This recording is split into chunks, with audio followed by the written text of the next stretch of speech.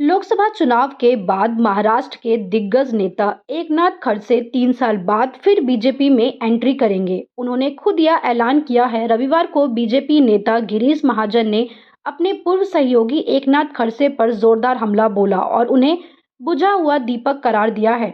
बता दें, जलगांव जिले में खड़से और महाजन कट्टर प्रतिद्वंदी रहे हैं। महाजन ने कहा उनकी पत्नी और बेटी भी चुनाव हार चुकी है। एकनाथ खड़से ने 2020 में 40 साल बाद बीजेपी से रिश्ता तोड़ दिया था और राष्ट्रवादी कांग्रेस पार्टी में शामिल हो गए थे। उस वक्त खड़से ने बीजेपी छोड़ने के पीछे उप मुख्यमंत्री देवेंद्र फडणवीस और गिरीश महाजन को जिम्मेदार ठहराया था। पिछले साल जुलाई में अजीत पवार और 8 विधायकों ने पार्टी से बगावत कर दी थी और एकनाथ शिंदे सरकार में शामिल हो गए थे।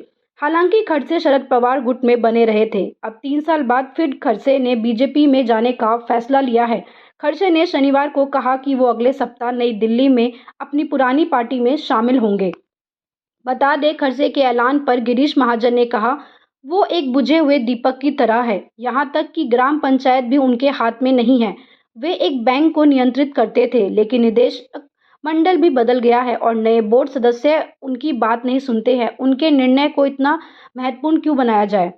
खड़से साल 2009 और 2014 के बीच विधानसभा में नेता विपक्ष थे। जब बीजेपी ने 2014 के विधानसभा चुनाव में 120 सीटें जीती तो खड़से मुख्यमंत्री पद के दावेदार माने जा रहे थे।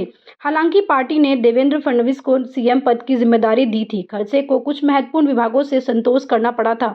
बाद में भूमि सौदे में अनियमितताओं के आरोप लगे तो 2016 में खड़से को मंत्री पद से इस्तीफा देना पड़ा था।